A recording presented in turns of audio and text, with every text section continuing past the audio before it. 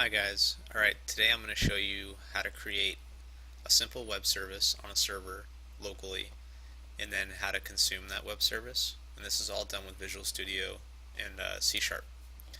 I'm using Visual Studio 2008. So to start, we're going to create our ASP.NET web service on our local machine. So I go up here to create new project,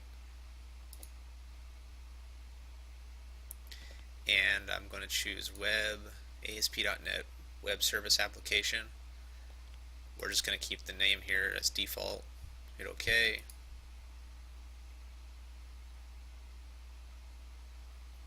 It's going to generate our solution with a template. So you can see we've got a new project here with this service called service1.asmx, and it's given us one method here called hello world, and it's of type web method. So all this is going to do is just return a string hello world, and this is all we really need to do now to create this web service. If I simply host this web service now by starting the debugger, it asks if I want to enable debugging, and I'll just say run without debugging for now.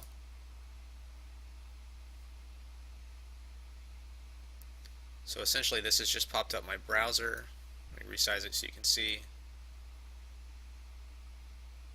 And it says that service 1 is now running. It's got this method called hello world, and it's hosted, you can't see, but it's hosted at localhost and then a port 60324.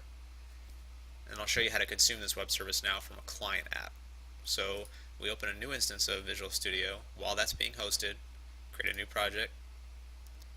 We'll create a console application. I'll keep the default name. So I've got this blank console application here. And now if we want to consume that web service, we're going to have to add a reference to it. So if we right click on our project and we go to add service reference,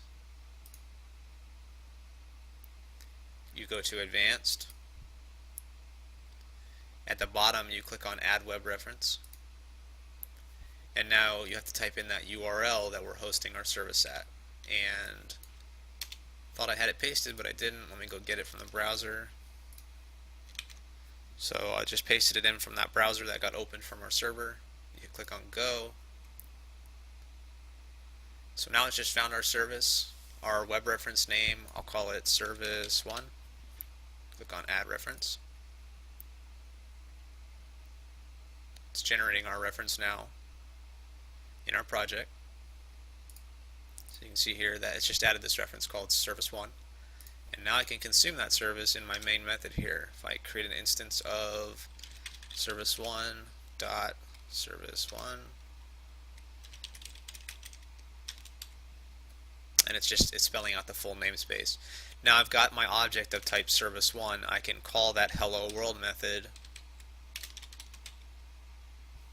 and since it returns a string, here we go, and then I can write this out to the console.